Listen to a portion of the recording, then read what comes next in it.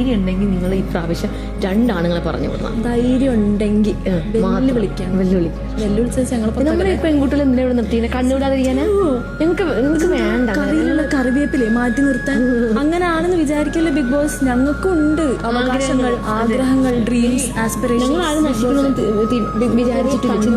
കണ്ണുവിടാതിരിക്കാനാണെങ്കിൽ ഈ ഉള്ള ആണുങ്ങൾക്ക് മൊത്തം അവിടെ കണ്ണശ്ശേരിക്കുള്ള ചുടൊരു കുത്തിട്ട് കൊടുക്കും. അല്ല ബിഗ് ബോസ് ആണെന്ന് വിചാരിച്ചിട്ട് ഒരിക്കലും ബിഗ് ബോസ് ആണുങ്ങളുടെ കൂടെ നിൽക്കരുത്.